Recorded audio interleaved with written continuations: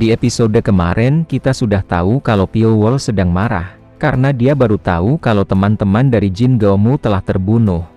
Kalau kalian penasaran dengan kelanjutan ceritanya, jadi tanpa berlama-lama kita langsung saja ke ceritanya. Kita dilihatkan dengan Wu Piong bergumam, aku tidak tahu malapetaka apa yang akan diundang olehnya. Kalau harus dibunuh, aku harus melakukannya sekarang. Di saat Wu Piong mau mengeluarkan pedangnya, akan tetapi Tai Kuang menahan Wu Piong. Setelah itu Wu Piong berkata pada Pio Wol, apa yang akan kamu lakukan sekarang? Pio Wol berkata, aku sudah menerima begitu banyak surat dari Jin Geomu, namun aku tidak pernah sekalipun membalasnya, jadi sekarang aku akan menjawab semua surat-suratnya. Aku mau mengatakan bahwa jalan yang dia tempuh bukan jalan yang sia-sia, dan bahwa hidupnya bukanlah hidup yang salah. Di sana Wu Piong bergumam, aku hampir saja membuat kesalahan konyol. Aku berani sekali menilai dia benar dan salah. Meski sulit menebak isi hati dan langkahnya, Jin Geomu, kamu rupanya menghadapi hubungan itu dengan begitu tulus. Setelah itu kita beralih di tempat yang lain. Di sana ada Yu Jiangrak yang sedang bersantai, lalu dia bergumam, derita latihan ini akan usai setelah aku menyerahkan kitab suci itu ke Shaolin. Setelah semuanya selesai, aku untuk sementara waktu tidak akan menerima misi luar. Karena aku berjalan bersama orang itu, hatiku jadi tidak tenang. Barangkali lebih baik jika aku tidak tahu apa-apa. Di saat Yu Jiangrak melihat ke arah jalan, dengan tiba-tiba dia menatap ke arah jalanan dengan tatapan yang penasaran. Setelah itu Yu Jiangrak langsung bergegas dan berlari turun dari tempat tersebut. Ternyata di sana ada para biksu. Di sana Yu Jiangrak langsung memberi hormat pada para biksu di sana. Nama dari tetua mereka adalah Master Wunil dan di sebelahnya adalah murid kedua, Bo Gyeong. Di sana Yu Jiangrak langsung memperkenalkan dirinya. Setelah itu dia berkata, atas nama pemimpin kami, aku dalam perjalanan untuk menghadiahkan naskah asli kitab suci barat ke Shaolin. Di sana Bo Gyeong berkata, kalau kamu adalah Yu Jiangrak, itu berarti kamu pendukung besar tempat kami. Setelah itu Bo Gyeong berkata pada masternya, tampaknya berkah menyertai Anda. Bagaimana kalau kami mengawal mereka sampai ke Shaolin? Kitab suci barat itu punya nilai tinggi. Kalau hilang di tengah jalan itu bisa sangat berbahaya. Di sana Master Wunil membenarkan perkataan dari Bo Gyeong. Setelah itu Master Wunil berkata pada Yu Jiangrak, meski ini agak merepotkan, bagaimana jika Anda ikut bersama kami ke Shaolin? Yu Jiangrak berkata, bersama para biksu itu tidak ada yang lebih menenangkan. Di sana Master Wunil berkata, tetapi kami sedang mewakili Shaolin menuju hajatan ulang tahun tetua sekte Wudang Cheongjin. Jadi maukah kamu bermalam beberapa hari bersama kami di Gunung Wudang? Di sisi Yu Jiangrak dia masih kebingungan mau menjawab apa. Setelah itu, kita pun beralih di tempat yang lain. Di sana ada Yu Jiangrak yang meminta izin pada Pio Wol, kalau mau ikut pesta ulang tahun tetua sekte Wudang. Pio Wol di sana berkata, itu tidak masalah, aku tidak keberatan, bagaimanapun aku cuma penumpang. Setelah itu Yu Jiangrak pun berterima kasih. Di sana Bo Gyeong penasaran, kenapa Yu Jiangrak sampai begitu takutnya dengan pendampingnya. Bo Gyeong bertanya-tanya, siapa sebenarnya pendamping Yu Jiangrak? Kita beralih di sisi Pio Wol dan Soma. Di sana Pio Wol bergumam, informasi soal Jin Geomu sangat sedikit. Hanya satu petunjuk yang layak dipikirkan. Hal yang sering dia sebutkan di dalam surat, itu adalah 9 naga. Tidak lama setelah itu, kita dilihatkan dengan Pio Wol dan Soma yang lagi makan. Setelah itu dengan tiba-tiba Wu Piong datang dan meminta tolong pada Pio Wol. Di sana Pio Wol berkata, kematian yang mencurigakan katamu. Wu Piong berkata, itu benar. Bukankah kamu layak untuk ini? Kami datang karena kamu lebih tahu daripada yang lain. Ada seorang anak yang bernama Li Suil dari Wudang ditemukan tewas. Meski dia anak berumur 10 tahun, dia cerdas dan sangat disayangi para master. Petunjuk yang pasti belum ditemukan, tetapi untuk kematian karena sebab alami, itu sangat kecil. Jika kamu bisa mengungkap penyebab kematian anak itu, aku pasti akan membalas jasamu. Di sana Pio Wol bertanya, di mana dia ditemukan tewas? Wu Piong berkata, di pavilion Jangyong, di tempat di mana kitab-kitab berharga yang dikumpulkan disimpan, dari buku-buku terlarang hingga sejarah bela diri, semuanya ada di sana. Sekarang mereka memindahkannya ke tempat yang lain, karena untuk berjaga-jaga, menjelang pesta ulang tahun tetua. Di sana Piowol berkata, "Baiklah, tapi sebagai gantinya, izinkan aku memeriksa Jang Yeong sesuka hatiku." Wu Pyong berkata, "Baiklah, buku ilmu bela diri juga tidak ada, jadi tidak masalah." Kita beralih di tempat yang lain, di sana ada tetua sekte Wudang Cheongjin. Di sana dia berkata, "Haruskah kita mengadakan pesta di saat seperti ini? Bukankah lebih baik menunda perayaan itu?" Orang tua di sana berkata, "Kalau undangan sudah dikirim, dan banyak orang telah tiba, itu akan sulit jika dibatalkan." Di sisi orang yang berbaju kecoklatan dia berkata, "Dan selain itu, pesta ulang tahun ini juga dimaksudkan untuk memeriahkan kekuatan aliran kita. Di masa seperti ini menyelenggarakan acara justru menunjukkan bahwa aliran kita masih kuat." Tidak lama setelah itu di luar ruangan ada Wu Pyong yang meminta izin untuk masuk. Setelah itu, Cheongjin memperbolehkannya untuk masuk.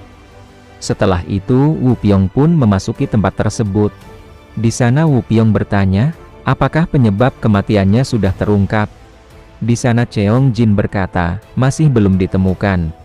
Wu Pyong berkata, "Aku membawa seseorang yang aku temui di bagian penyidik. Aku pikir untuk membawanya agar memeriksa jenazah Suyul." Di sana Cheongjin berkata, "Bahkan tetua Sang Jin tidak berhasil menemukan penyebabnya. Siapa sebenarnya dia sehingga kamu berani berkata seperti itu?"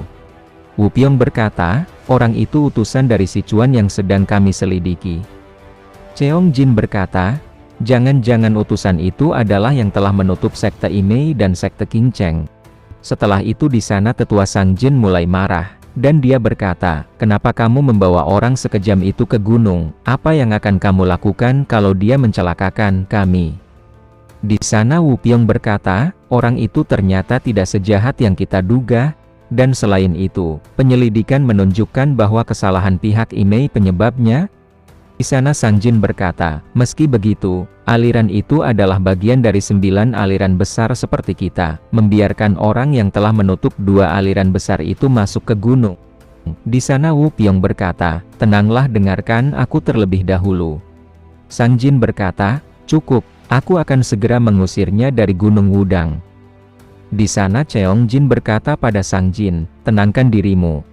Setelah itu Cheongjin berkata pada Wu Pyong, "Jelaskan mengapa kamu membawa dia?" Di sana Wu Pyong berkata, "Seperti kata Master Sekte, dia seorang pembunuh bayaran, kemampuannya luar biasa sehingga sulit ditebak. Jadi mungkin dia bisa menemukan apa yang kita lewatkan. Bagaimana kalau kita meminta dia mengungkap penyebabnya?" Di sana Cheongjin bertanya, "Bisakah kamu menjamin dia tidak akan mencelakai aliran kita?" Di sana Wu Pyong berkata, "Aku telah berbicara dengannya, dia tidak berbahaya bagi mereka yang tidak berniat mencelakainya. Aku berani mempertaruhkan nyawaku untuk menjamin itu." Setelah itu Cheongjin mengeluarkan auranya yang sangat kuat, lalu dia berkata, "Kalau kabar ini tersebar, reputasi Wudang akan hancur. Apa kamu pikir nyawa seseorang bisa menanggung keburukan itu?"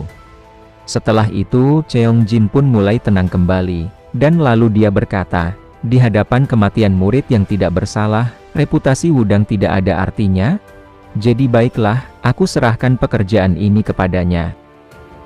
Setelah itu, kita beralih di tempat Piowol yang sedang melihat keadaan Li Suyul. Di sana Piowol bergumam, "Tidak ada luka dan tidak ada tanda keracunan, tidak ada yang bisa disebut penyebab kematian." Dan itu membuatnya makin tidak wajar, ini bukan kematian yang alami. Tidak lama setelah itu Piowol mengecek keadaan Li Suyul. Tidak lama setelah itu Piowol merasakan sesuatu. Dia merasa kalau ada sesuatu yang sangat halus. Setelah itu Piowol pun mencabut jarum yang sangat kecil tersebut.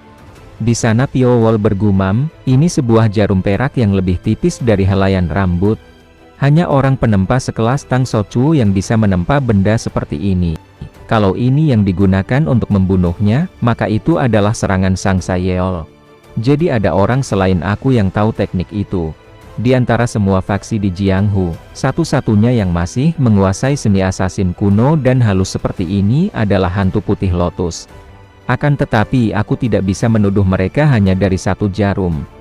Memang hantu putih lotus memiliki teknik assassin tingkat tinggi semacam itu. Tapi bukti yang aku punya hanyalah ini.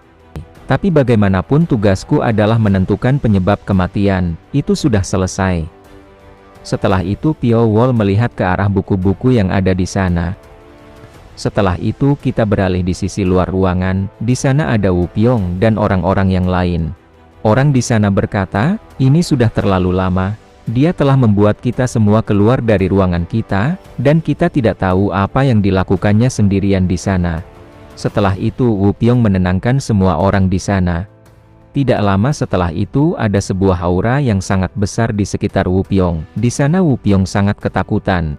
Ternyata itu adalah Master Sang Jin yang datang dengan auranya yang sangat besar. Setelah itu dia bertanya dengan nada yang keras, di mana assassin itu? Tidak lama setelah itu Piao Wall pun mulai keluar dari ruangan. Di sana Sang Jin sangat marah pada Piao Wall. Di sisi Piao Wall dia hanya diam dan tidak gentar sedikit pun.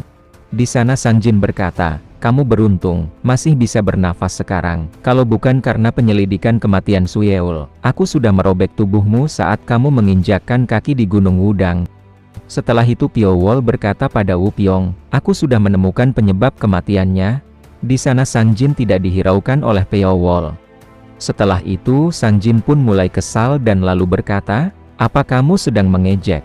Seorang assassin berani merendahkan sekte Wudang? Di sana Piao Wall berkata, bukan sekte yang perlu ditertawakan tapi dirimu. Setelah Piao Wall berkata seperti itu, Sang Jin pun mulai tersulut kemarahannya.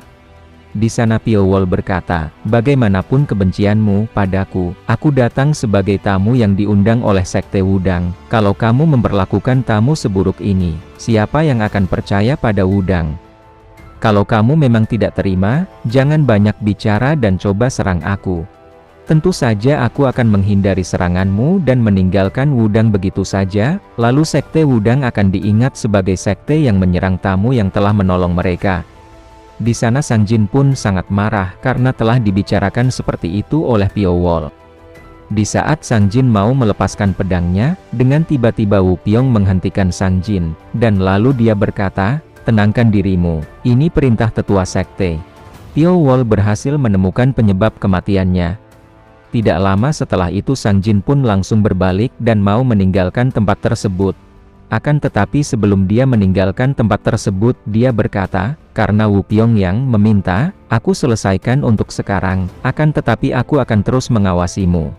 Kalau kamu macam-macam di tempat ini, ingatlah, pedangku yang pertama, yang akan menebas kepalamu.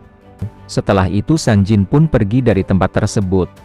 Di sana Wu Piong meminta maaf pada Piao Wall, karena dialah yang telah mengundang Piao Wall ke tempat tersebut.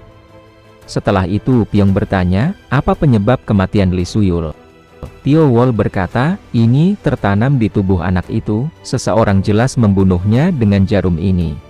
Di sana Wu Piong bertanya, apa kamu yakin, bagaimana mungkin jarum sekecil ini bisa membunuh seseorang? Di sana Piao Wall berkata, kalau aku yang melakukannya bisa saja, jadi wajar kalau orang lain juga bisa. Di sana Wu Piong kebingungan, karena membunuh orang dengan jarum setipis itu. Setelah itu kita beralih di tempat yang lain. Di sana ada seseorang yang menyuruh orang-orang untuk berbaris, yang memiliki undangan di kiri dan yang tidak memiliki undangan di kanan. Tidak lama setelah itu Tuan Muda Bangsawan dari Divisi Perang dan Wang Jusan dari Aula Naga Besar juga datang. Setelah itu ada sekelompok orang yang datang dengan berjalan dengan rapi. Seseorang di sana berkata, bolehkah aku bertanya dari mana kalian datang? Setelah itu orang di sana berkata, kami lewat dekat sini dan mendengar ketua sekte Wudang mengadakan perayaan ulang tahun. Meski tanpa undangan kami ingin memberi ucapan selamat secara langsung. Aku adalah Jang Muyeon dari Manor Ugeomsan. Apakah pesta ulang tahun tetua sekte Wudang akan berjalan dengan lancar? Kalau kalian penasaran dengan kelanjutan ceritanya, jadi jangan lewatkan di episode yang selanjutnya.